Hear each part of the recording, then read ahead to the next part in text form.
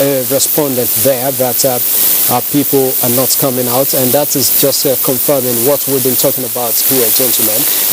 Dr. Akomas, we're talking about what people are supposed to be doing at this point in time, and from that input by Ogochukwuka Ona, some of them actually told us that they are standing by their votes. Yes. We are discussing this before the report of Ogochukwu came on, because after the voting, what is counted, and for every unit, every polling unit, those that voted and the agents would traditionally and normally wait for the counting so that they can go with the polling unit result. And this where it is very important that the people keep the peace, that everything is done orderly and peacefully and transparently too. INEC going forward they've given people confidence, and that confidence they must continue to build on. After the polling unit comes the ward collection, then local government, and then the state, where the results will be returned. So at every point at this stage, peace is very important. Responsible conduct is critical for both the voters that have voted, for both the electoral officials, the security men and women that have been sacrificing to keep the peace, and for the political parties and the candidates contesting, because this is a point where everybody must come together to ensure that the process is concluded peacefully, is concluded in a transparent and manner that will give integrity to all that is. The beauty of this election today is that all the reports coming in talks about the peaceful conduct, talks about the process starting in reasonable time, talks about the ease in the process of accreditation and voting, talks about that conviviality that comes. And from the reports and what all the candidates voted, and the report was also good. So let us maintain that peace, let us follow through and ensure that at the end of the day, this peace that have, we've experienced from the start of the process today will continue to the end. Of the process. It should just be seen and reported at the end of the day as an election that went through a peaceful process where people were able to exercise their franchise and perform their civic responsibility without any molestation, without any harassment, as we've been receiving the report, where the security operatives have done their job of keeping peace and security, keeping people safe, and where the electoral officials have kept to the guidelines and deliver the results as the decision of the people shows. So whatever the voters themselves, like those standing by, it's normal when you are in a contest, you have your interest. It's normal to feel my own candidate will win. They should also be responsible and good enough to accept the result when it is counted. All right, we're going to get to that point in time. Well, let me quickly join the INEC representative, Deputy Director of Publicity of INEC, Andy Ezani, who is in our other studio in Abuja here. You've been following discussion in our studio back here, Mr. Ezani. We are transiting from one stage of this electoral process to the other, which will be the counting very soon. What arrangement do you have after counting, and then we'll be moving to collation centers? Are you having a good arrangement for this process? No, the arrangements for the collation are all there, and I mean it is, you know, the process is a chain. You know, having completed the voting, by the time it ends, we move to the point of collation, and of course, you know, it is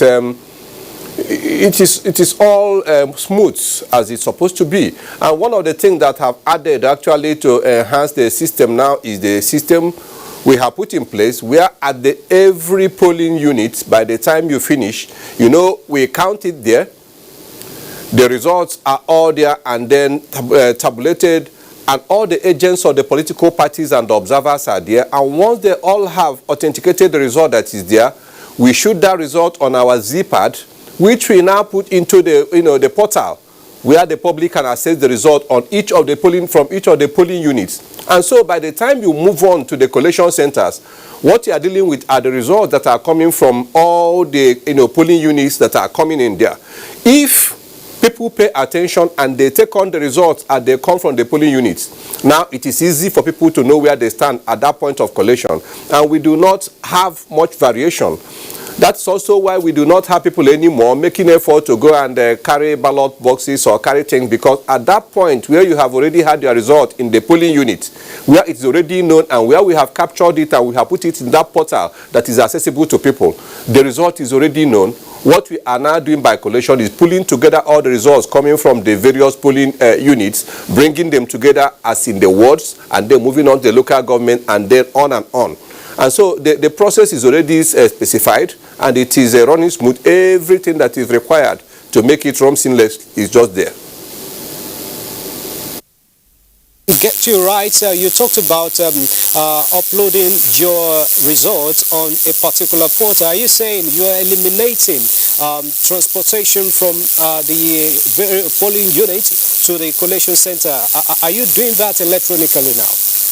What you are doing, well, yes, call it, is not, when you talk about electronic, yes, people get a little bit excited about all that. We are still going to move on that results manually and transport it to the next stage. But what you are transporting now is more like a trail.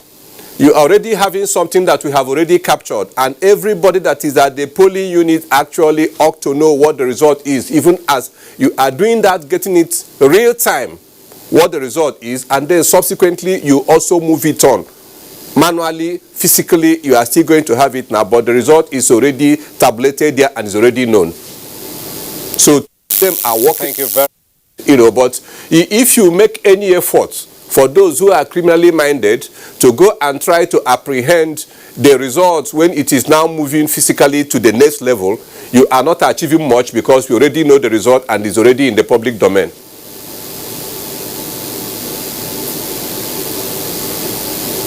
Which is the state capital. If this should be the same situation in Akure, what should we be expecting in other parts of the state? I think what we are expecting really is a smooth election all over the state. People have turned out, they're voting, and it's important, as the reporter said, that those who have voted are waiting behind so that they'll be there when the votes is counted. And the results of the polling units are known. Of course, there's the big innovation that immediately the votes are counted at the polling units, it will be sent by Z-pad from the polling unit to the INEC portal. So, and as INEC has announced, they have enough bandwidth to receive 2 million viewers at a time on that portal, which means everybody in Ondo that has voted can be watching the portal. And at this point, I'll remind voters and Nigerians in general that please register for that portal so that you can see all the results. And what's really important about this new innovation by INEC is that everybody who has voted and knows the result of their PU can cross-check that what's on the portal is exactly what they saw in their polling units. This also means that the transparency at the collation centers, that's at the ward, local government, and state collation centers, will be obvious to everybody because everybody would have the results. So what you collate cannot be different from what's on the portal, because if that happens, you know there's some magu-magu process that has happened. So this is really empowering citizens who have voted to have the confidence that what they voted is what is counted, and what is counted is what is collated, and that the ultimate result will be a reflection of what the majority of voters of Ondo State have decided. So it's a very exciting election for the people of Ondo in particular, who hate election rigging and electoral fraud, and who now have the assurance that the whole process will be transparent and they have access to the results at the same time and for everybody. Thank you very much, Professor Ibrahim. You just mentioned this fact about innovative new technology and measures being introduced by the electoral body, and then we're having more transparency. What do you make of this, Dr. Akomas? It is wonderful, exciting, and that is what I was saying about developing and growing the process. You know, over the years, we keep on having one thing or the other added that helps simplify the process. What this arrangement and portal has shown is that when the polling unit result is already known and is out there, why should anybody go fighting at the ward collection center?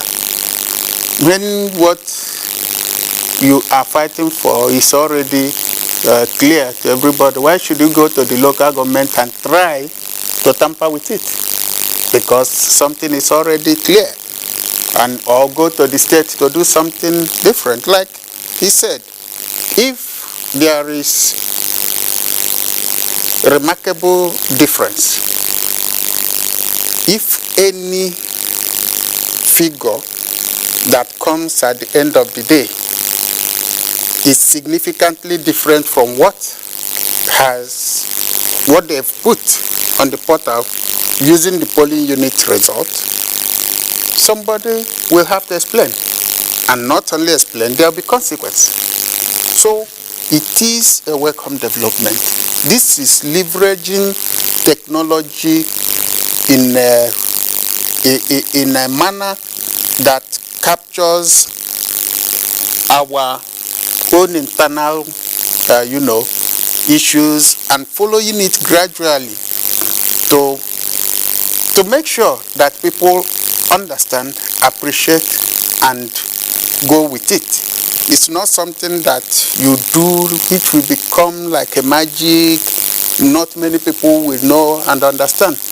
By the way, when people go to tribunal, election tribunal, what do they go with? It's the polling unit result. That's the major thing. And now that the result at the polling unit is moved up as soon as it's counted, signed and agreed, agents. So that eliminates a whole lot, and is something that I continue to commend INEC, the chairman, Professor Yakubu, and his team, and all those that have been working with them, the civil society, the political parties. They've been doing a lot, because I follow and see the level of interactions, the level of meetings that they engage in to ensure that the process and actions being taken is known to the stakeholders, and that the stakeholders contribute their own ideas towards it. I think it's really very commendable, and God will help us at the end of the day to be at that point where everybody will be happy with us. All right, that's the ultimate at a point where everybody participates in this process, and of course those who are not eligible but are residents in the Sunshine State will be happy with the process. I see have Professor Jibril Ibrahim here in the studio with me, as well as Dr.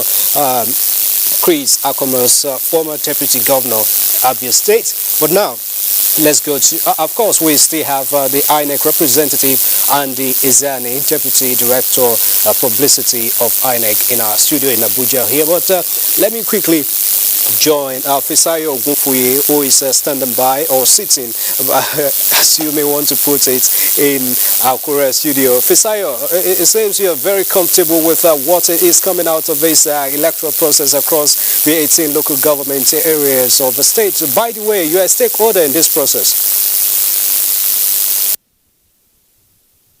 Our stakeholders in the electoral process, either as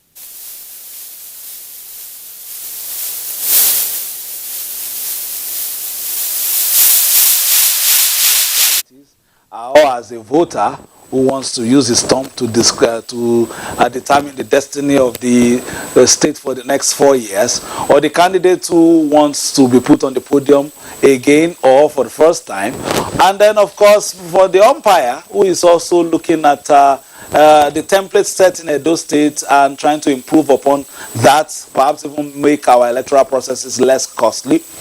This has been perhaps an election series that may have, to a reasonable extent, redefined how the umpire has been able to interface with the voting public in terms of the introduction of technology. Let's quickly put you up to speed. We earlier showed the governor casting his ballot in Owo. Let's quickly now go to the deputy governor of Ondo State and candidate of the Zenith Labour Party, Agbola Ajayi, has also casted his ballot, and he sympathized with the Independent National Electoral Commission on the Elijah Boat mishap, but thank God that there was no casualty. He spoke with NTA's Doris Olumoko.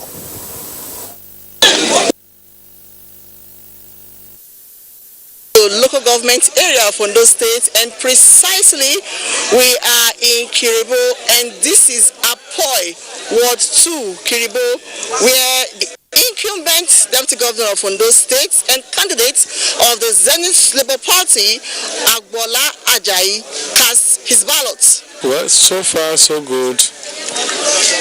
Yeah, if it is what I've seen here, it's okay. The turnout is impressive here in particular. I mean, because I am contesting, I'm from this unit. But what I've seen, I see some compromise on the part of the security, which I think Nigeria were already celebrating when the Edo election was held. But from what I'm seeing now, I pray we don't go back to the buses hijacked. Of course, I just watched a video.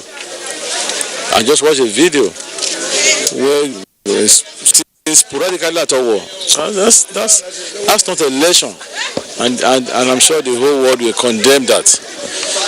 It's so like people call themselves in a civil and civilized way. That's the way I think. You want to vote, you just convince people, tell them what you want to offer them. It's not about killing, it's not about shooting, it's not about, you can't be there by force. I've casted my vote, and I thank God that people are here. They are resolute that their vote must count. The deputy governor, Agbola Ajayi, also reacted to the issue of both mishap. Well, this is very sad. It's usually occurrence this time like this. Any kind of election, it's like the boat will capsize or something will happen, and it's not connected with INEC. I've advised several that INEC should collaborate with stakeholders from the Riverine. I've said it, why can't they use somebody from the Riverine who understood the terrain very well, who can swim, to walk in the river Nile. We pray that this time around there is no immediate casualty. And from Kiribo Ward 2 in Ese Odo local government area of Ondo State, I am Doris Olumoko. Making his own observations, but you know, in reaction perhaps to this and some of the videos that a lot of people have claimed to have seen in the course of this election, the Nigerian police force has reiterated its firm commitment to ensure the ongoing governorship election in Ondo State is violence-free. The Deputy Inspector General of Police, DIG Adeleye Oyebade, who is supervising this process here, said this while addressing officers and men of the Nigerian police force on the need to be alert for any exigencies, and the DIG debunked what he called fake news milling around on alleged viral videos of violence in the polling unit in Owo, where the First Lady of the state voted, alleging that 3 were killed and Mrs. Betty Akredolu was wounded. The DIG Oyebade warned people to desist from posting fake news, that police will not take it lightly with anybody caught in the act, and as such, the person will be seriously dealt with in accordance with the law. The police, however, confirmed the sporadic gunshots in Ward 4, Unit 11, Okejebu, Akure, the state capital, where one person sustained injuries and he has been receiving treatment in the hospital. He said that there was no arrest in connection with the incident, adding that the investigation will be carried out to get the details of the incident. So that is that about the issue of some of these videos being posted. It is quite something that we may will be on top of, and also give you information as they come up.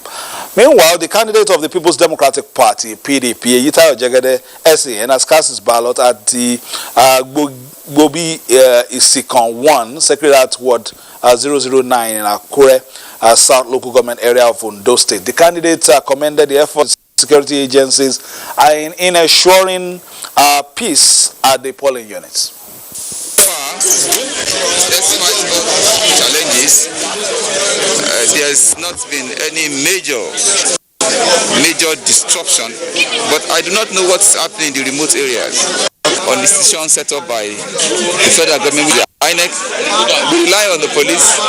We're not given to violence. We're very peaceful people. We believe if we set examples, people will learn from it. Those are the examples we're trying to set. And by God's grace, I hope and pray that the will of the people will prevail this time around. Will you be disappointed? All right, earlier I spoke to you, we gave you the statement of DIG Adeleye Oyebade. The film is actually ready. Let's hear from DIG on the election. So let's, once it's ready, we will give it to you very shortly. But my guest is still here, talking about Dr. Gbenga. You've been here, you know, for a while now, looking at what has been happening. Since yesterday, your expectation now the day is here. Of course, there's big disturbances, but we've heard from some of the candidates. Yes. Overall, we still have to say that the election is going on smoothly. The turnout has been very impressive, and you will see that the way people, the kind of enthusiasm, the kind of passion the voters have shown towards this election, I mean, is quite encouraging. The few skirmishes, the few security challenges about shootings, the one that happened in Akure have been brought under. I think people should be wary of just disseminating anything, because it is what they, in fact, you know, politicians are capable of anything. Some evil-minded people can even orchestrate some video and report so that they can dissuade people from coming out to vote. But so far, with our expectations, we think that, I mean, we can say that our expectations are being met. And INEC, we said it earlier, about 1 hour ago here again, that when I was saying that INEC should activate its response mechanisms.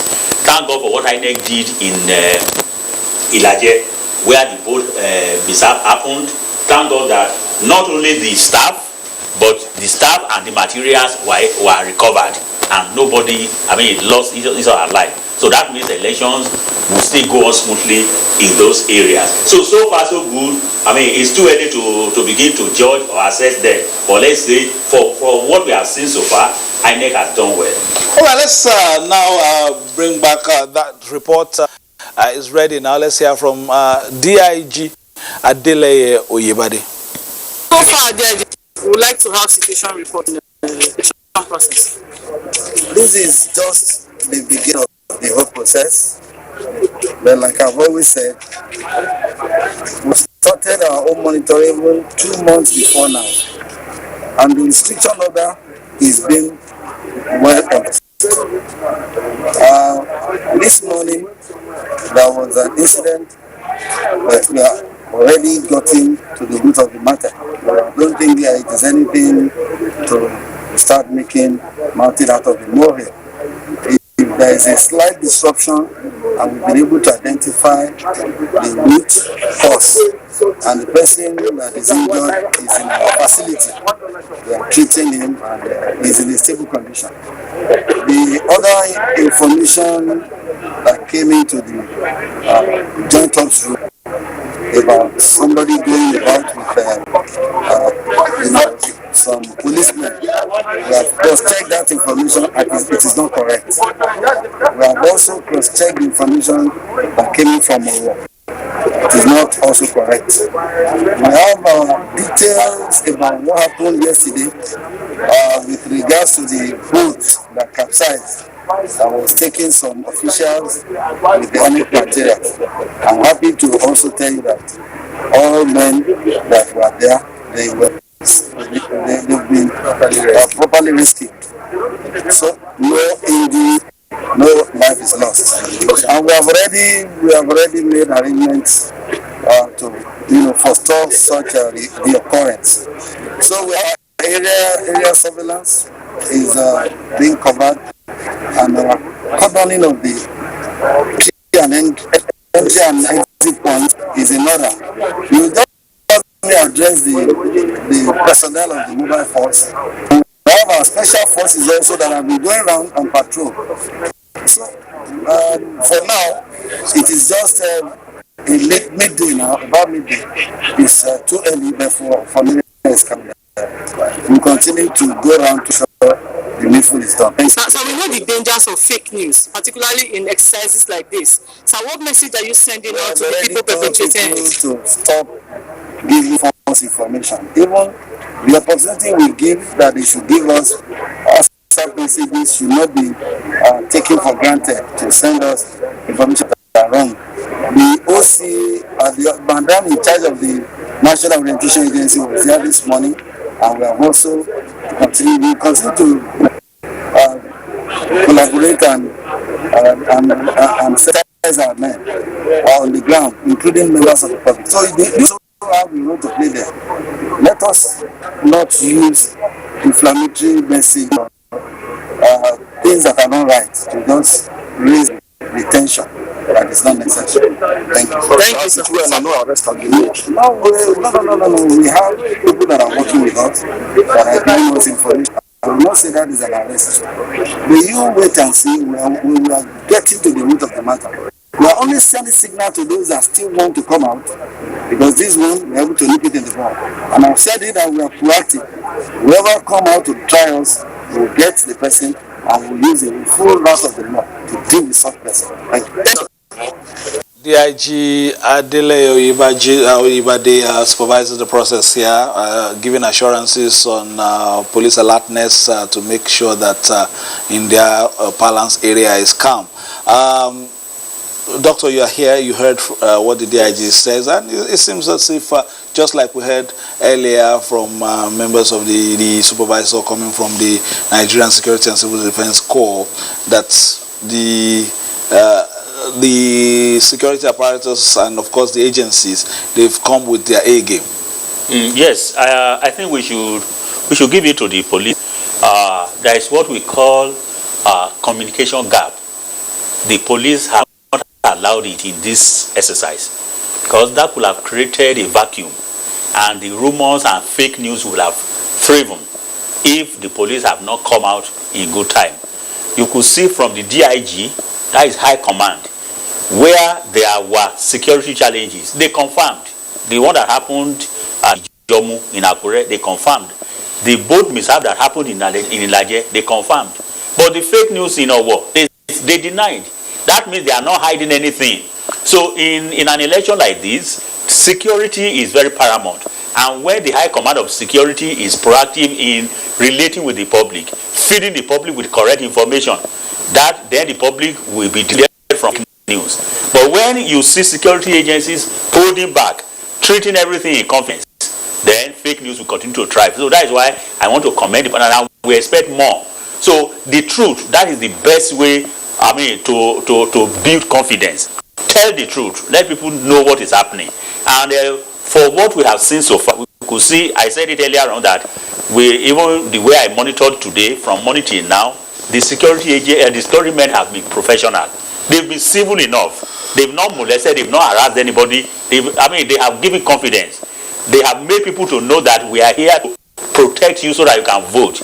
We are not here to harass you so that you will be scared from voting. I think that is so.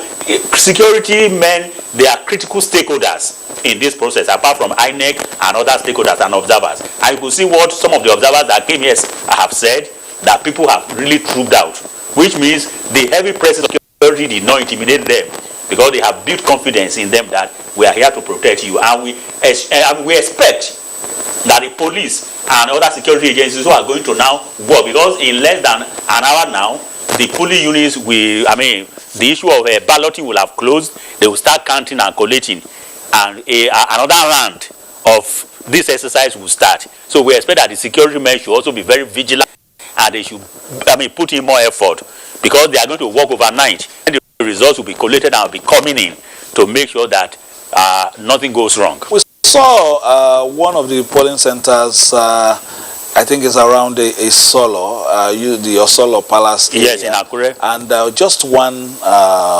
old man card reader for about over 1,000, voters who have their PVCs. That could delay the process if we are looking at, just about roughly a little bit over 30 minutes to official close of ballot. Of course, after that. Fisayo, you are correct, but that not still disenfranchise people. INEC has made it clear that by 2:30 we close. Closing means that no new press can come to the queue. So if you are on the queue before 2:30, even if you need to vote in 5-6 p.m., they will allow you. Only that it may delay in the issue of collation and whatever. So for those who are, we just want to appeal to our people. If you are still on the queue and one card reader is delaying everybody, please be patient. The kind of zeal you have, the kind of sacrifice you have, please translate it into action. Be patient, because you will be taken care of. Nobody will drive you back since you are on the queue. So they will allow you to vote. But one thing that we have said here is that INEC should still activate its response mechanism. Because when INEC has the records, they know in some polling units they are not up to 500. In some they are about 1,700. So you can't be deprived with one card reader to where you have 1,005 when you also send the same thing to where you have less than 500. Let us not forget that just before these elections, about 5,000 card readers raised to the, so they had to come reconfigure and do a few things. Of course, they had time, because this is an isolated election. We call it staggered election. If it were to be a general election, because they mobbed up from Oyo and from other states, so we shouldn't be thinking for them, because they have enough. Even the INEC commissioner in charge of voter education, Festus Okoye, he came to the whole world to say that this would not affect their preparation, that they had a backup. And they told us about a few days ago, INEC told us that they had reconfigured and they have reset and they have customized it and everything was ready. So that cannot be an excuse, because they know the number. We have 3,009 polling units in those states. So INEC created those units. They would have prepared enough. But what we are just saying is that their backup plans they should activate their response mechanism to make sure that nobody is disenfranchised or even discouraged. There's a way. It's not only when you are outright disenfranchised.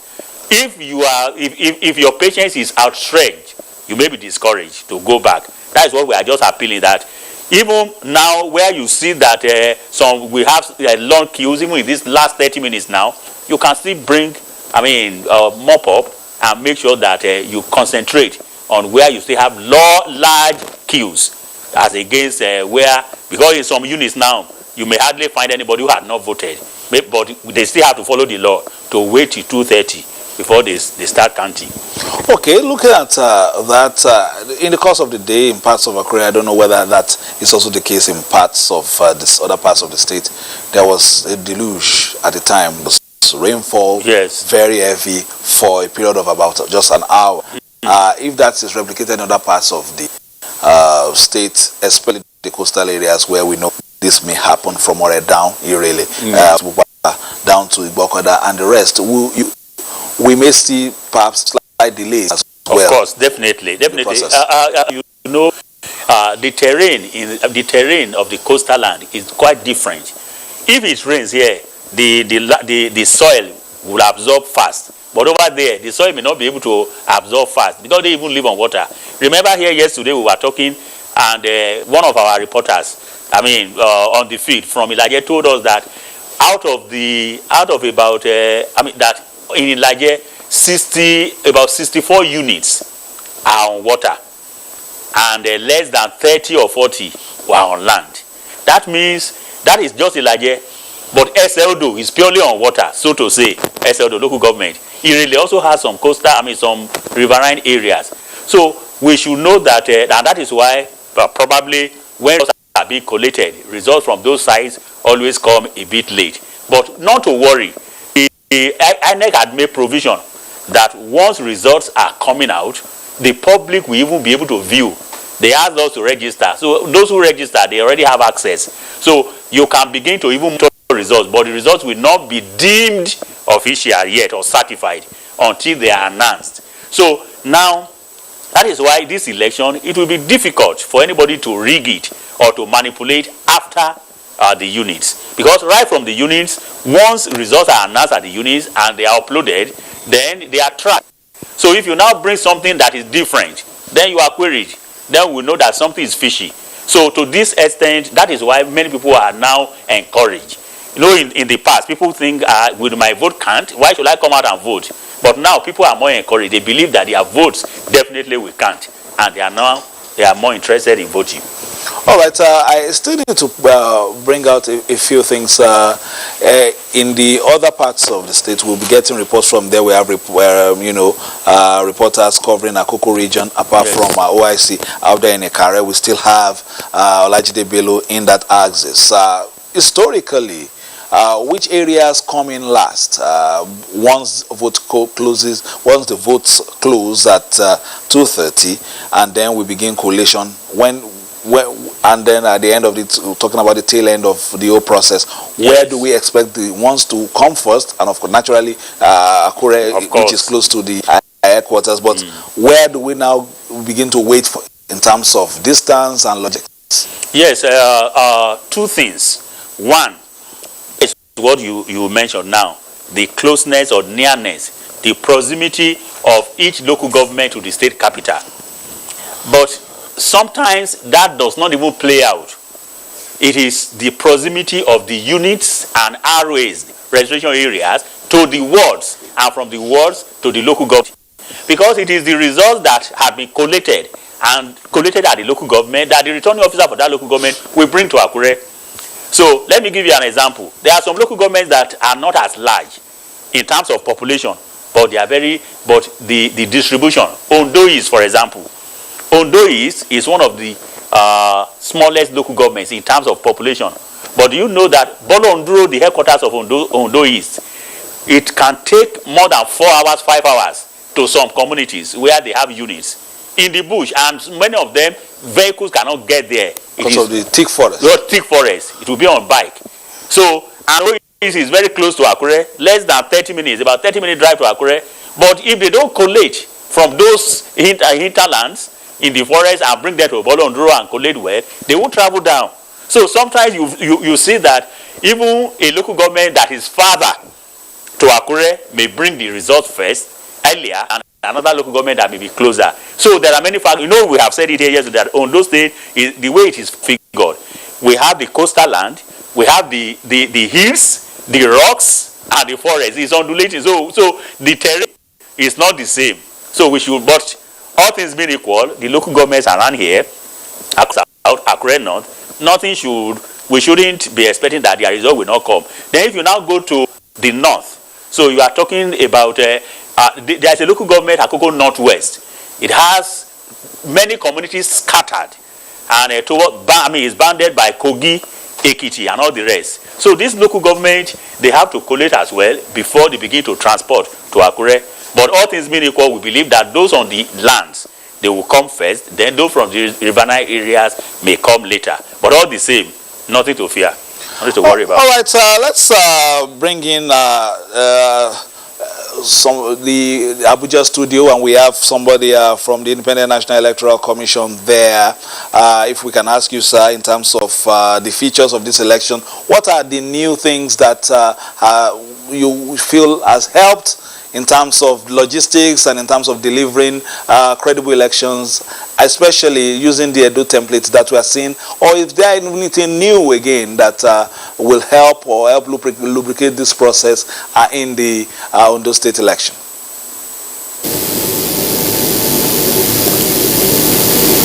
I'm not getting you quite well, please. I said, are there somewhat, apart from what we saw, especially the electronic interface that we can, to a reasonable extent, track the votes electronically, checking your portal, are there some features again that have helped, perhaps logistically or in terms of delivering credible elections, that have helped to lubricate this system, making it free, fair, credible, and even efficient in the services you are providing to Ondo State indigents at this time?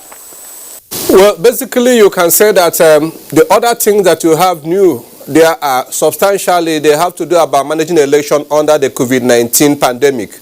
You know, those are some of the things that have come in now in terms of making sure that people vote safely and then they leave and they depart safely. In terms of things new in the provisions we have on the ground, no, all that we have done is simply to improve on the processes we have, to tighten them and to make sure that the materials now are delivered promptly. They were prepared earlier on, they were deployed quite early. If you check in Ondo State since this morning, you are going to find out that substantially in virtually all the local governments in most of the polling units, what you are going to find out is that the materials actually left early and they were deployed early, and people reported quite early on the in the voting areas. And so this is simply what we have done to tighten what we have, the process we have, to tighten the methodologies we have for delivery of the materials and men.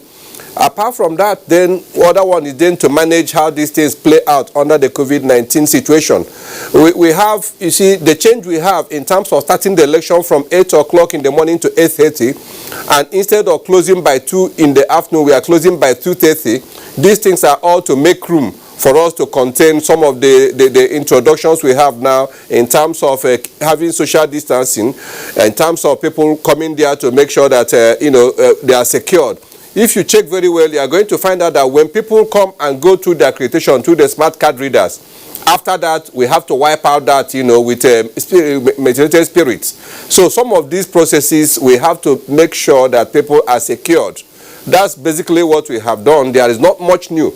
The major thing we are concerned about, apart from making sure that people vote smoothly, the other aspect is to enhance the transparency, and that is where we come in terms of the election delivery.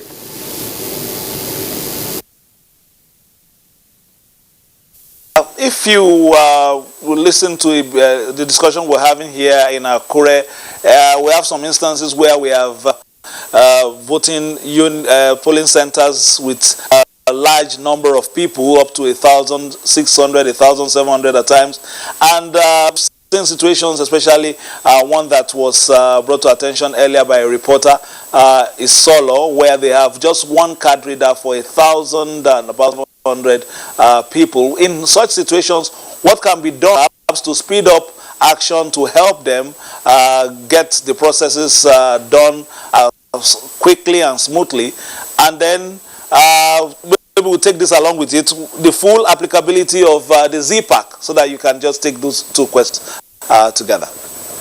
Well, let me express surprise. Actually, if you talk in terms of having, a polling booth or a polling unit, actually, where you have, you are talking of up to 1,000, I'll be surprised at that, because the whole essence of our splitting this thing, there is a certain threshold that once a polling unit meets that, they are split into two. That is where you have the polling, where you have the, there is the PUs, and then you have the, the PUs split into two if they pass a certain threshold. And I'm not sure that there's a provision for you to have up to 1,000 people in that area.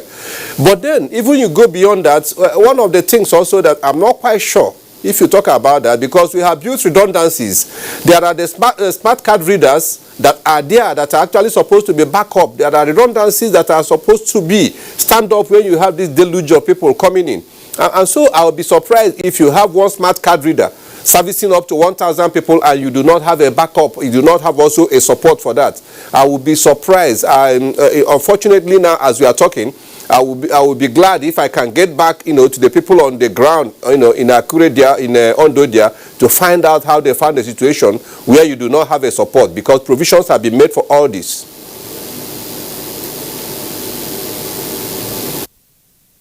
All right, what about this, the full applicability of ZPAC?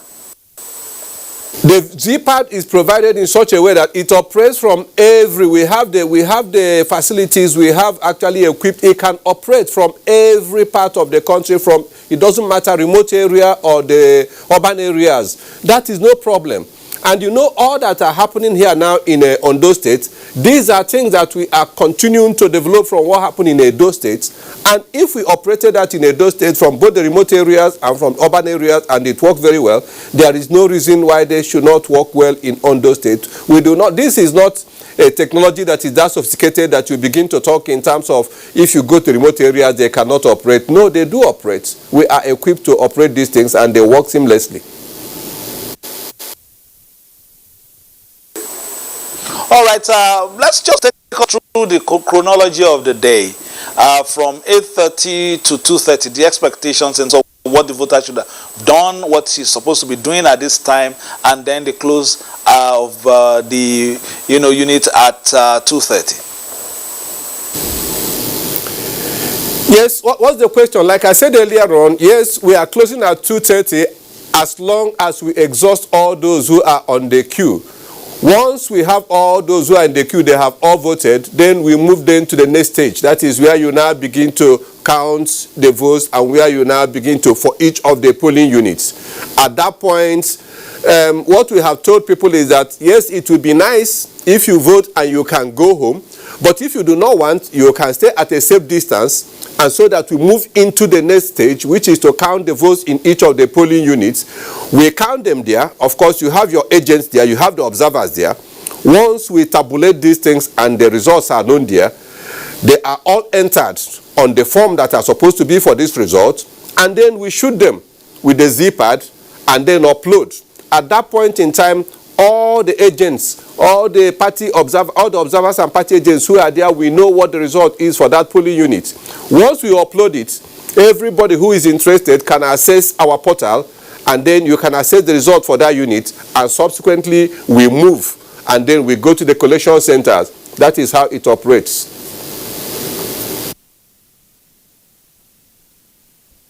So, of Ondo State, of course, people will be bringing their calculators later in the day based on some of these explanations. But let me we've talked about machine. But what about men? In terms of your personnel on the field, what are the feelers like? Is morale high?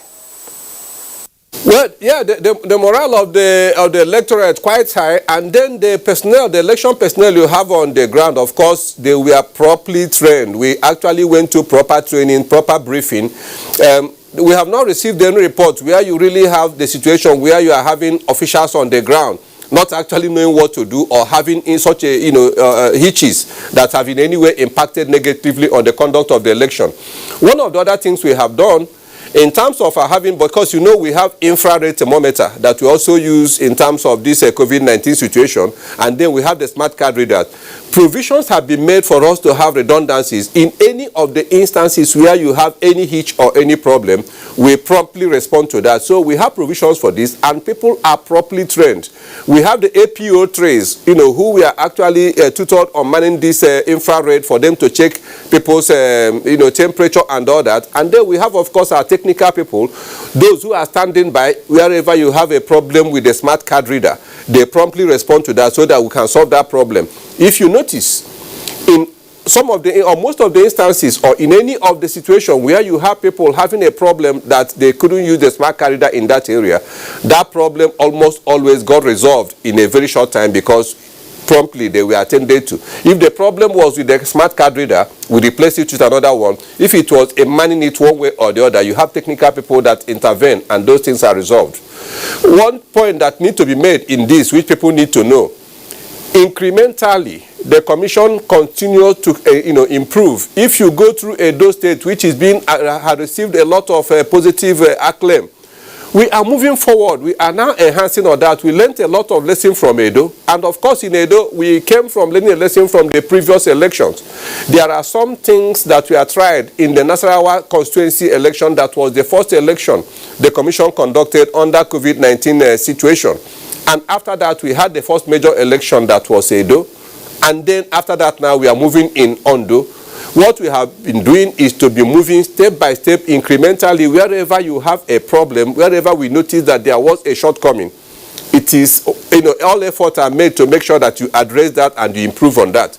And so, at the end of the day, in Ondo State election today, we are going to look at what has happened. Was there any area where we had some hitches? Was there area where we have across the the spectrum of what we had today, there was a problem in a certain area? What we need to do is to tighten that, and then we move on the next time around. So incrementally we have been improving, and then we have been moving on. The issues that normally come out of elections is the issue of the vote count, and one of those aspects of it is the issue of invalid votes. And historically we've had quite a high number of invalid votes from this state. In the polling areas, are there things to guide, perhaps for people who are not as literate as others and or the aged, to guide them in terms of where to put their thumbs so that their vote will actually count and not invalidated? Unfortunately, we have continued up till now, we have continued to record this high level of invalid votes. Unfortunately, again, this is a part of the problem that we are having in our political system, where some of the work that ought to be done by the political parties in terms of the enlightening the electorate and their faithfuls, these are the things that now everything is heaped on the commission that is conducting the election to now also go out of its way to continue to enlighten people and then continue to teach people how they should come and vote. In other climes, in terms of in democratic settings, these things are primarily the responsibility of the political parties in letting their people, in letting the electorate know how they should vote. The ballot paper is designed and presented in such a way that it doesn't take you don't need to be highly educated for you to know what to do. Once you know at least the symbol of the political party, and then you know the letters of the political party as it is presented. But then we still have that situation. Now, if we have those who are the physically challenged, one way or the other, the blind or the others, or if you have people who are very old, there is a provision for them to have somebody stand by that can help them, lead them there, for them to exercise, their franchise. But for the broader, spectrum of the electorate who are there, you have the ballot paper there. It is well represented. You know what the symbol of the political parties are there. They are all there. But then we still have a situation where people vote wrongly, either in between the symbols of two parties or completely going off mark and doing some other things. We continue to work hard in voter education. We continue to enlighten the people, but we wish that the political parties are also doing their bit in this so that we can reduce this number. The number is still pretty high, and it doesn't make anybody happy.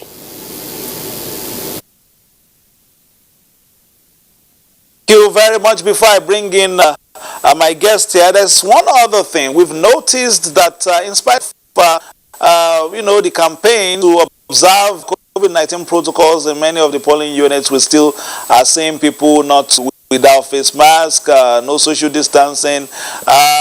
It seems as if the commission is almost helpless in this situation. Now, what would you do, perhaps? What could you do done better to make sure that some of these, observances or protocols are observed? Well, we must have to concede that it's entirely a new day, and we are just getting used to this. The Commission has done a lot of work in terms of the provision of the materials that are required. Like I said, we have provided the infrared thermometers that are there. We have provided the sanitizers. We have provided all the spirit and all those things. What we have asked people to do as they come is to make sure they have the face masks and then to keep the social distancing. Now, let us note, and I said before, that this is actually a new day for everybody. If it is not complied with as it ought to be, yes, it is a learning process. For a lot of people, they are finding it a little bit difficult at the moment to actually keep that distance, to accept the fact that they need to do something different from the way they used to do it. So, whereas we may not have met the expectation or what we think is the best thing to do, we must all have to accept that this is actually a new way of life that is being introduced, and it is going to take people some time for them to get acclimatized to all this. We have to work hard. We move from Edo to Ondo, and subsequently, as people get to know that this is now a new way of life, that this is what is expected of them, I'm sure they are going to improve. So we notice them that these things are still issues here and there. We do not expect, frankly speaking, that overnight or in one election that people are going to change the way they do things and comply to these things. We are improving, and I'm sure that it will continue to improve as we go on. Thanks from Abuja, very eloquently put by the studio rep there for the Independent National Electoral Commission, Dr. Bola here. You listened to what he has said. They put a lot of things in line to make sure that the election goes seamlessly. A lot of processes were highlighted before this. It started in Edo State, and now it's in Ondo State. But it's up to the people themselves to begin to because you want wealth, at the same time you need health. Yes, we can still give it to INEC. Election is about sentiment. When I say it's about sentiment, it's about interest, and those interests come with sentiments as they are expressed. Now, somebody wants to vote for the candidate of his or her choice, and you are now quoting some rules for him. The ones he can obey, he will obey. If you look at it, somebody might come to the polling unit with his or her nose mask. Somebody may be ready to observe social distancing. But when you have a large number, a large crowd in a polling unit, if the officials, the presiding officer, the clerk, even the security, they will be overwhelmed. So this thing is talking about our processes. There are some things that are not practically, possible. You cannot say you have over 500 people that are on the queue, and you say they should obey social distancing. And if that polling unit does not have a large space where they can spread to about 500 meters or 1 kilometer, you can't have that. So these are some of the issues. That is why the deputy director of INEC is saying that this is a new thing. But at the same time, we have to come to terms with it that it is those who are alive that can elect anybody to lead them. So we have to maintain the rules of the Nigerian Center for Disease Control. Okay, let's bring in from Ikare, Abiodun Oladepo, via telephone. Abiodun, can you give us an update from your area? Abiodun, can you hear me?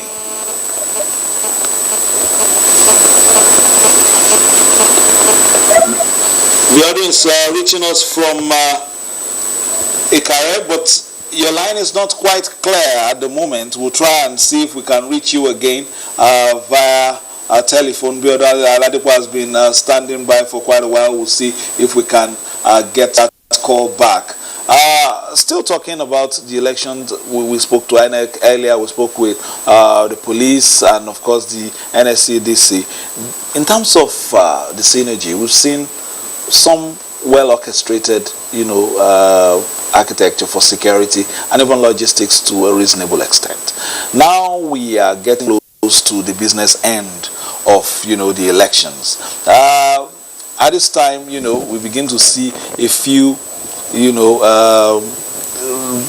units being rounded off. So very soon maybe we'll see a few of our reporters coming in to show us as the votes are rounded off. But at this time, it is not yet.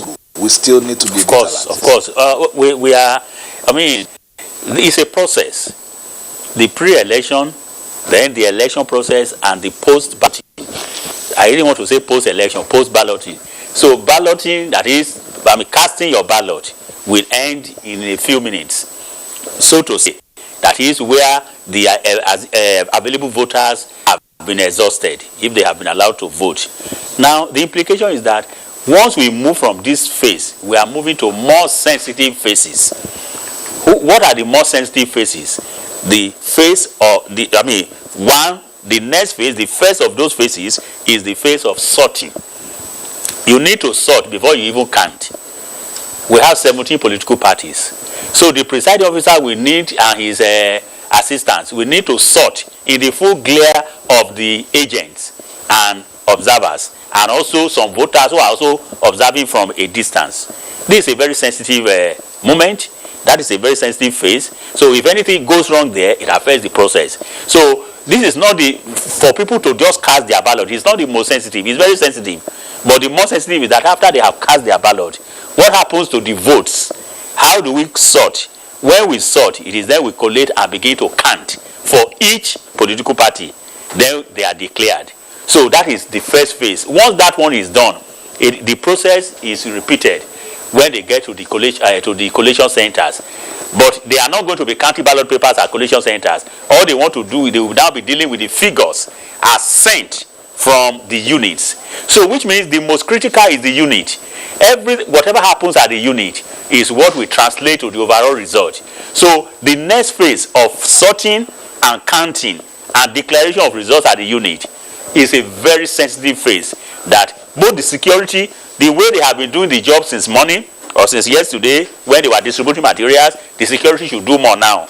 The way the presiding officers, they should be stronger now. They should not be tired. They should do more work. The agents, party agents should be very, very vigilant and they should be upright.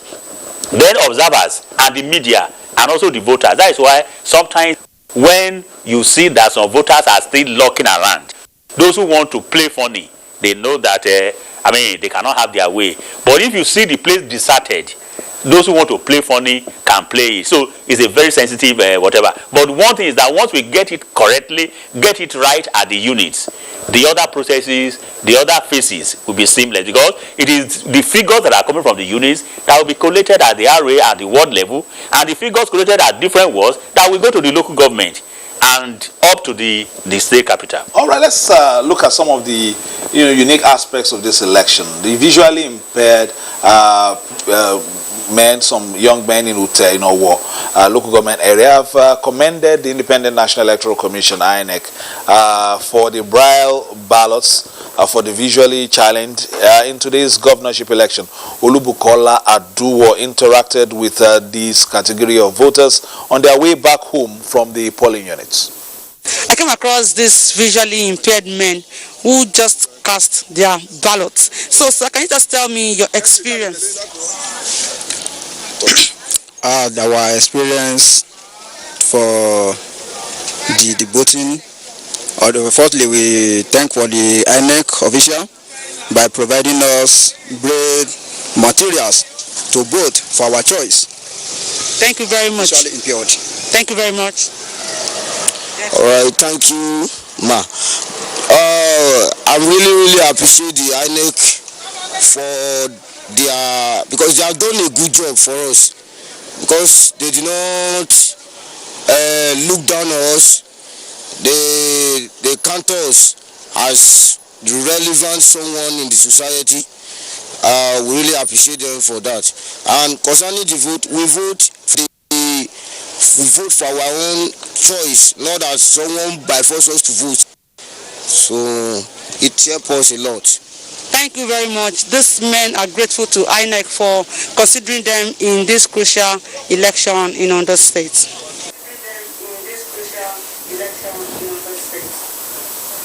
All right, still talking about voting. Voting went smoothly in Abuja and Isaluyi Boki community areas of Ondo State.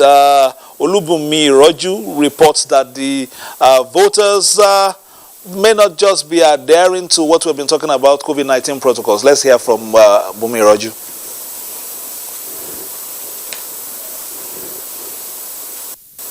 All right, while we get this report ready, we just saw that Braille was used, and they are appreciative because now the inclusion, it's not a matter of your wishes are not there. You can cast your vote, cast your ballot, no matter what the challenge is. In fact, we should INEC, and we should also thank the voters, because you see, people living with disabilities, INEC has advised that they should give them preference, and the voters have cooperated.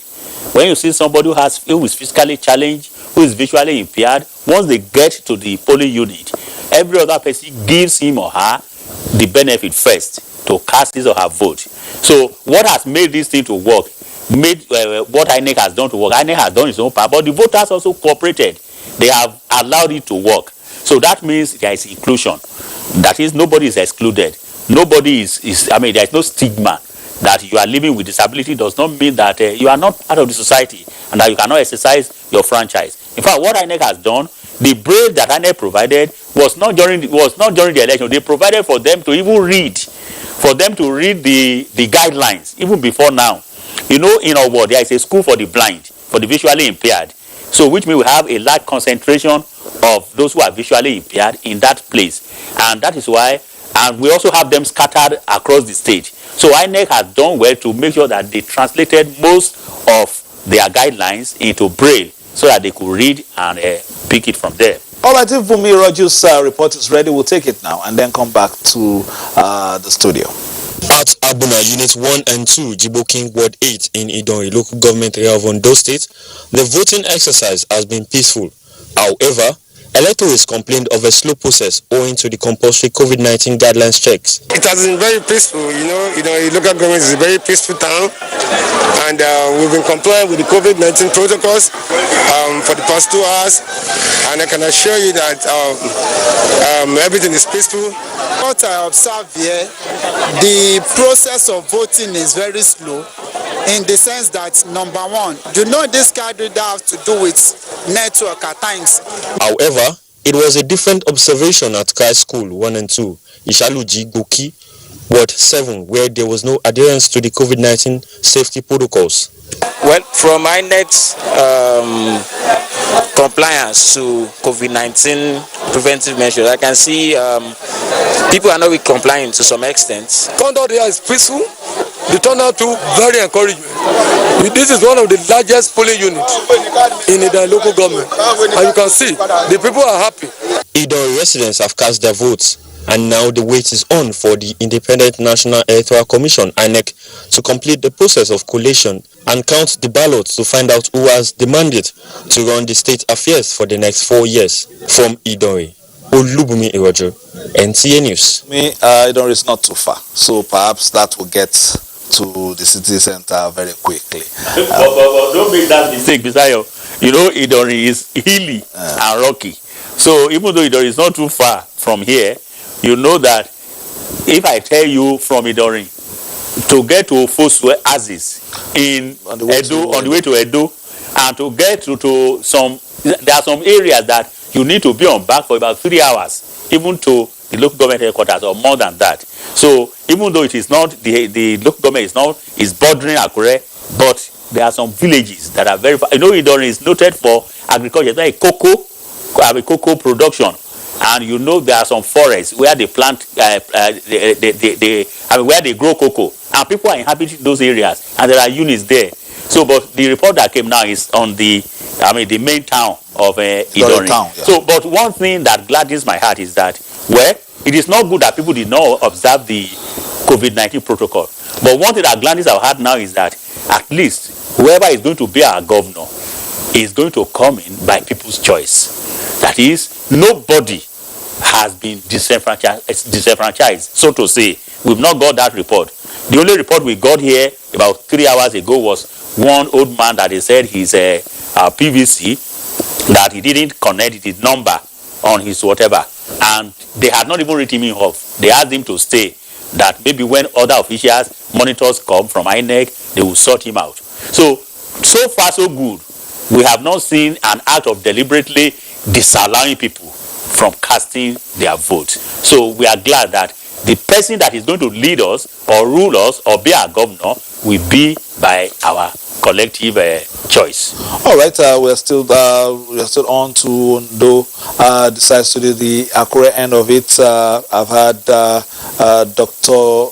Benga right here with me. That's what, Doctor, you know, we have been talking about so many aspects of this election, and one aspect that we've not spoken about too much is the youth aspect of it. This is a state with a lot of energetic youths. Perhaps maybe not many names, youthful names are on the ballot at the moment, but they have been quite strong in contributing their quota even to this process. We have the Nigerian National Youth Service Corps. Those are from outside that are not be indigenous, but in terms of mobilization, in terms of even people we are seeing in, you know, many of these polling centers, a lot of them you know, belong to this part of you know, our demographics. Is that something, a unique feature of the state, or is it a novel thing? Yes, it's a unique feature, but I wouldn't say it is because it is on those states. It is because more people are active, more people are aware, and more people are interested in the electoral process. You know that the youths, they constitute the largest productive segment of any economy in any society. So the party agents that we have across the 3,009 units, they are youths. How many of them are old men who are party agents? That is one. You take it from there. So even apart from the INEC officials, then if you talk about the security, so it's a blend. Then if you talk about the voters, in Akure North local government area of the state, some of the electorate who spoke with NTA News said the election was itch-free. The law enforcement agencies were firm and friendly, and the people, the electorate who came to vote, were also happy to perform their civic duties. So it has been seamless. Back to the studio. Thank you, Biola, with that short report, and this is also a very short journey to Iju axis and still in Akure. Now it is time for expectation. Everybody, the ballot has been done, and of course, and perhaps those who have not done so will do so very soon. So far, you have been on the line. This is the moment of decision has been, you know, has been captured. Now it is now gradually getting to the time for the umpire.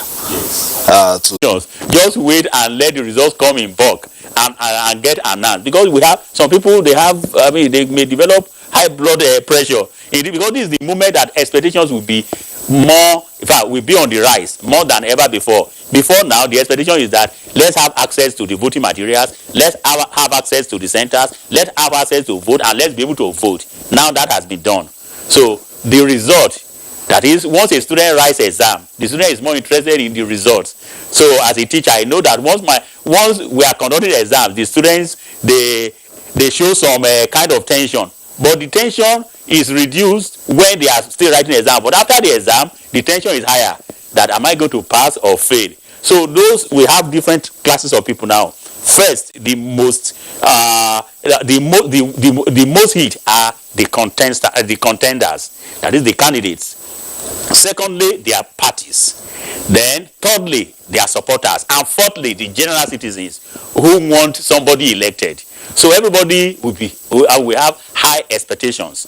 But so far so good. since the process has been credible to this extent, let's hope that it will continue to be transparent and credible. And before too long, by tomorrow, I mean, we will have been able to know where the pendulum will swing. All right, we prefer the high expectation as against the high blood pressure. Yes, but let's look at it. We just spoke about the issue of youth. What about women? We have won on the ballot, but what about women in terms of their participation in the process, galvanizing women's societies, being part of the election? Has that been ongoing? Has that been ranked up this past week and leading to today? Sure it has. But I have a message for women. The statistics have shown in this election that the number of PVCs collected, the number of men, of the male folk that are eligible to vote are higher. I mean, it's higher than the number of the female folk. Those who are eligible. I'm talking about the number of PVCs collected. But it will shock you to know that after the election, those who are actually voting, women may be more. So that means that women are very, very active. They are more interested. They show interest. It's easier to persuade women to go and vote. But I think my message to the women is that they should do more than just being voting. They should present themselves to be voted for. Out of the 17 candidates we have for this election, only one is a woman. And how far did she even go? How far did she go in selling herself, in making herself visible? So women should not. Freedom is not given, it is taken. You have to fight for freedom. You don't sit back and somebody will give you freedom. Because the person that is curtailing your freedom is enjoying himself. But when you have freedom, you are also reducing his powers. So women should be able to fight for elective positions. Not only when it comes to governorship, but in all other levels of elections. There is nowhere in our constitution that women cannot be our president or be a governor in Nigeria. I will be looking forward to a female, a woman be elected the governor of any state in Nigeria very soon. But I think women should show more interest in presenting themselves, in fighting for positions, not when men have won elections, which you women have helped them to win. You will not say, give us 30% slot in your appointment, give us this. Freedom is not given, it's taken. So they have to do more. But we must give kudos to them that women are very resilient, they will be patient, they won't complain, they will stay on the queue until they cast their ballot. I think they should do more in presenting themselves. And when they present themselves, they should also support themselves because they are also capable. They have what it takes to also lead, just like their male counterparts. The security agencies have come and talked about, the maintaining the peace, some of the little pockets of, violence or skirmishes that, they quickly contained. But historically, it's still not, at this point, the state should have learned from, the storied past of the state, and even the little pockets of violence should be completely condemned and discouraged, even by the political actors themselves. Yes, Fisayo, we are saying this with utmost responsibility and frankness. We must thank God that Ondo State has moved away from the ugly past. What happened here many years ago, I mean, everywhere in this country people knew, but now it's no longer fashionable. Although we are still having some pockets of violence, but what has accounted for this peaceful election in Ondo State was not because we have heavy presence of security. It was because of the sensitization. We in the media, we went ahead to sensitize people. The civil societies went ahead, religious bodies went ahead, because we were asking people before this election that the politicians that are sending you out, ask them where are their own children. In fact, those of you they want to use our thugs, if they win the elections, they will never appoint you as a commissioner or as an SA. So it is those people that are sitting in the air conditioned room or air conditioned room of vehicles that will be appointed. Why should you go and die for a politician? Why should you go and during the build up to the election, there were debates. We organized debates, and in those debates, we were really making the candidates to commit themselves to peace. Some of them we even made them to talk to their supporters in a live telecast to say that, in fact, some of the candidates even came out to say that, please don't die for us. That we as your candidates, we have security. You don't have any. Why should you go and die for us? So if you die in vain. Why am I saying this? I think by and large we begin to get over this thing. But frankly speaking, in this year's election, compared to previous elections in Ondo State, I think overall the violence level had been reduced. But we don't just want reduction, we want total eradication of violence. And our appeal first goes to the youth that are being used and their parents, then to the political parties. It doesn't pay, because violence does not pay anybody. The effects could better be imagined. All right, and we have seen, at least the places we have gone to, there's quite a large turnout. Yes. Are you expecting that's replicated in every part of the state, or is it perhaps areas we have known for their political sagacity in the past? Well, Fisayo, what happened in the urban centers, I want to believe will be translated to the hinterlands. Do you know that people in the rural areas, they are even more active? Because first, many of them, they don't need to enter any taxi, they don't need any vehicle, they will trek. They are already used to trekking long distances. They will trek, because the ban on movement is for vehicular movement, not for human movement. So as human beings, you could trek to where you want to vote. So I want to believe that, of course, we have got reports from our reporters that even in the villages and in the hinterlands, people really trooped out to vote. All right, voting has been concluded. Collation is ongoing at Ebenezer Primary School, Lisa, Ward 4 and 5 in Amudipe, Akure South Local Government Area. Let's join our correspondent live, Agatha Egwari Ojo, for a live update. Agatha, if you can hear me, let's hear exactly what is happening in your area. Lisa, Ward 4 and 5.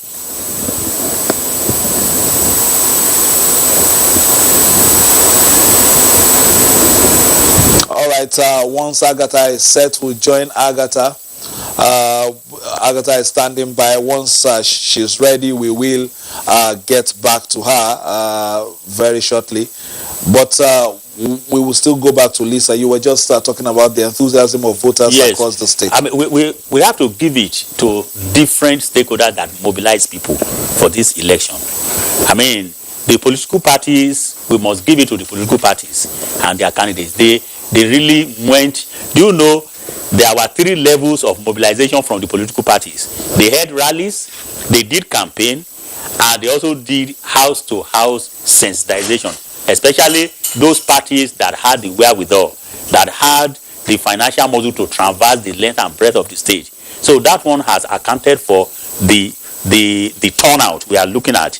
Then we also have the media, who have continued to sensitize people, to mobilize people, and to begin to let people know the import of their coming out to vote and the effect of their not coming out to vote, the effect we have on governance. And we also have the INEC itself, we also have civil societies, we also have a lot of stakeholders who came in. No, this is an isolated election, but before this election, even right from the time of primaries, people have been sufficiently educated and mobilized. So it is the mobilization from different stakeholders that accounted for the semi-large turnout. You know, in the recent past, the highest we have got was 30-something% of the turnout.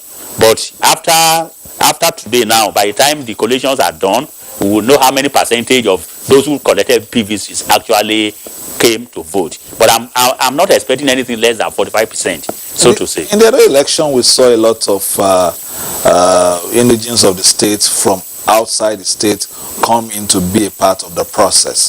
The state government declared yesterday work free.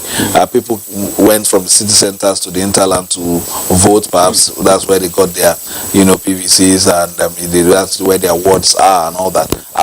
Did we see an influx also of citizens, indigents of Ondo State? Yes, we did. Outside we did. First, there are 3 types of migration. People who are residents in the urban centers, but they registered in their villages. They moved out as at yesterday because of the work-free day. Then the second layer is people who registered in Ondo State, who are residents and who are indigenes, who registered, but they are applying their trade outside of the state. They moved in. They started moving in a few days ago. The third level was even those who are abroad, who are outside of the country. I know some. They took their flight from the US, from Canada, from Europe, different parts of the world. From the Middle East, they came for this election. That is to show you how much interest the people of Ondo State have put into this election. So this election is, if it meant a lot to the citizens of Ondo State, and that is why. So it played out that most of the hotels in our towns, in our cities, have been fully booked in the last 1 week, because many of them who traveled, who came back, came purposely to come and vote, apart from those who are going to officiate in the election. So I can boldly tell you that many Ondo residents and voters in Ondo State who are outside of the state, they came in. What was the input of the traditional institution? Because it's quite strong in these climes in terms of sensitizing the people to be a part of the process, encouraging them to come out to be a part of the process. Yeah, the traditional institutions also played their part, because the Council of Obas, they met and they sent their members, the Obas, to go and sensitize their people. And during the campaign, build up to the election, almost all the candidates visited the Obas. So no candidate went to campaign any town without first visiting the Oba. So that is to show that people also respect them, that this is, and you know what the Deji of Akure said, what he issued out. He did not just say it with his mouth. He even backed it up by action and sending some oracles to go through the length and breadth of the town, that anybody who will cause violence in Akure, that is his own domain. He placed some curses on them. That is to let you know that even the traditional institutions, they were also on their alert to forestall any untoward situation. But by and large, the traditional institutions, they've done their part. They opened their palaces to all the candidates. So to make sure that any candidate that was coming to their domain to campaign, they allowed them to have their say. But they allowed the people to have their choice. All right, and even some of the visuals that we have even seen some of the units domiciled right in the compound. Yes, of some of the traditional heads. Let's look at some of the features of the election so far, and what we have seen in terms of involvement and participation and all that. We have seen a big crowd of the aged coming to participate in this process. Yes. Is it something that we've seen in the past as well? We've seen quite a number. Almost every polling unit we've gone to, we've seen the aged seated patiently to be a part of the system. Because they are driven by interest. These aged, they have children and grandchildren. They have children and grandchildren, those who are still in school, or those who are out of school and they are jobless, or those who have jobs that are not well paying, or those who need to set up some businesses and they are still looking up. And because everything in this climate, in this part of the world, in Africa, we used to push everything to government, as if government should provide everything. So the aged, they have no choice that to come out, because they have been sufficiently educated to know that. Okay, I understand that Agatha is ready. Doctor, thank you very much for your comments at this time. Agatha Egware Ojo is getting ready for us out there at Lisa. We will get to her. She says collation is ongoing at Ebenezer Primary School, Lisa, Ward 4 and 5, Amudipe, Akure South local government area. If Agatha is ready, we would like to join you as soon as you can give us your own impression of the actualities that you are showing us right now on the screen, Agatha. Once we can get in touch with her, then we will link her up. But Doctor, while we're waiting for Agatha to get set, one worrisome aspect of election is the sheer toll it takes on the economy. You shut down businesses to get this done, and even the money expended to ensure elections and coverages and moving men and materials to different parts. Is there no way, maybe you scholars have been looking at it, is there no way to cut down, especially in view of the financial dire straits that the world globally has faced in the past year? Thank you very much, Sayo. I think this is a great concern for all of us, and even anytime elections like this are coming, I always have a retrospect, and I always feel very sad.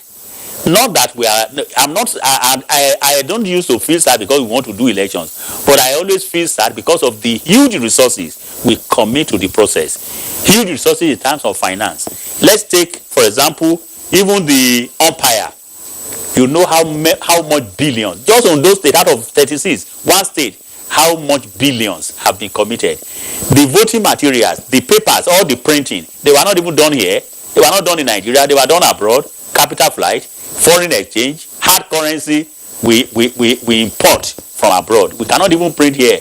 And you know the deployment of men and materials, the logistics, the technology. So that is one. On the part of the parties, political parties, look at how much they used to spend, even to collect form for primary. Most of the dominant parties, there was none that collected form less than 20 million naira. When you collect a form for 20 million naira, you are about 20 or 25 fighting for one slot of candidates to just be a candidate. You know what it means. Before you could collect that form, you will have spent millions in mobilizing. You will open office in the state capital, you begin to spend money, do stakeholders and all the rest, and look at the monies they spent during primaries. And once a candidate has emerged, look at the money they spend on campaigning, mobilization, and moving around. When you put all these things together, they will give us industries, they will give us infrastructure, they will give us all these things. But the problem is that we begin to talk. They say that it's not practicable, we cannot do e-voting. But what INEC has introduced in Edo is telling us that we are moving towards that side. That the Z part now, that even at the polling unit, that anywhere you are in the hinterland, there is nothing like no network that you can upload results. If that could be done, why can't we have that process, paperless election, for God's sake, that when you are printing by e-voting, the result is already counted by itself. And the agents, the party agents, the candidates agents can track, and everybody can track the build-up and what is happening. It will save us of a lot of hassles. It will save us of a lot of resources. My brother, the money we spend on elections in Nigeria, it is totally needless. Because at the end of the day, we will take a chunk of our resources to elections. The resources that will be used in creating jobs, the resources that will be used in providing infrastructure, resources that have been used in making life easier for the people, we use it to select. That means the process of selecting who leads us takes more from us than even when they get there to even lead us. So what do they fall back on when they get there? I think it is high time we began to apply our hearts to this, that INEC begin to give us a template of how we can be shifting our attention from this manual thing, manual voting. With the aid of technology, let's move to e-voting. All right, I'm still waiting to see if we can get Agatha Egware Ojo for us live from Lisa Ward 4 and 5 in Amudipe, Akure South local government area. Agatha, if you're ready for us, can you give us your report?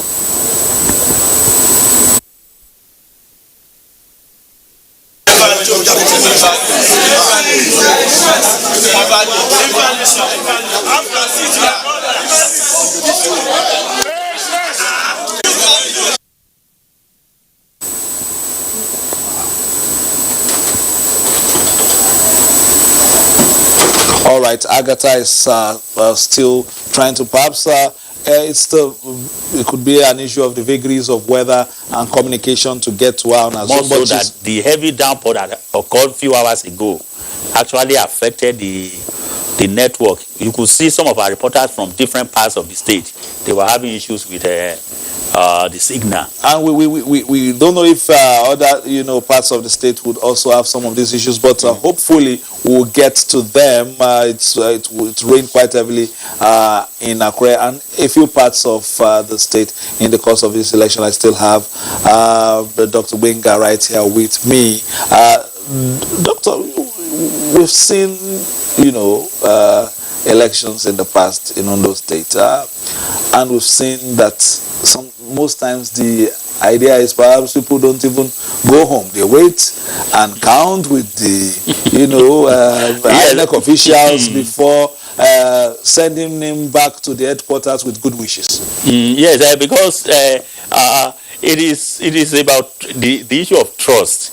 I know that a time will come, if INEC continues like this with the aid of technology, nobody will need to say I want to stay I want them to count the results, and I want to see it. You know, before now, my brother, what they used to do, everything was manually done. So after the voting, when they are sorting and counting, and people are not there, then there will be manipulation. But now people now know that once they know that they are there, because even the party agents, they can be compromised in the face of huge money. But when they know that supporters of various parties and ordinary voter who is interested, they are looking around, then people take precaution. But with the aid of technology now, so you don't have anything to fear, because in those days, even when the process of collating were open to manipulation. But now, after the results are declared, the units, I mean, the issue of manipulation through the collation processes would, are now largely relegated to the background.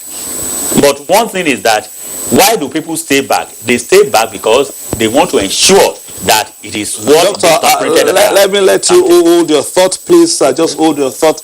Agatha says she's ready now. Can we join Agatha Egwari Ojo at Lisa Ward 4 and 5, Amudikwe area of Akure South local government area? Is Agatha ready? Agatha, go ahead.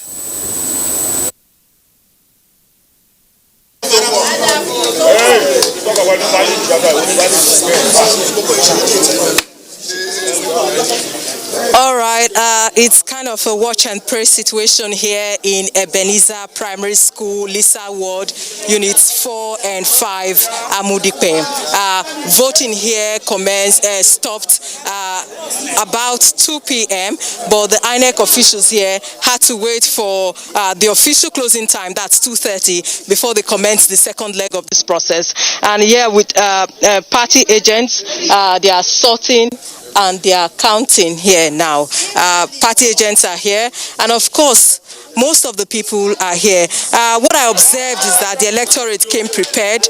Most of the women came with a mobile kitchen, so to say, because I saw most of them eating from the food flask they brought. Obviously, they knew that they were going to stay here to see their votes being counted. Some who had even gone out before started coming in when they started this process. I'll just let the camera move in for you to have a feel of what is going on before we talk to one or two persons around here to exactly tell us what the situation is here.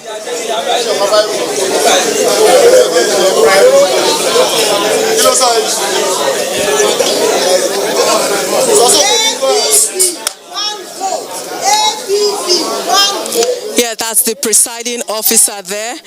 They have finished sorting and they are counting, and the party agents are right in front of her, taking notes of what is happening, or taking notes or the numbers of the ballot for their respective political parties.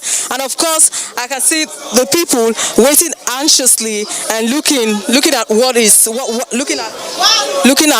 happening here. Like I said earlier, some of them I saw with a food flask. They have eaten. Obviously, they are prepared. Most of them had even gone out of this place. But when they started this process, they started coming in to see what is actually happening here.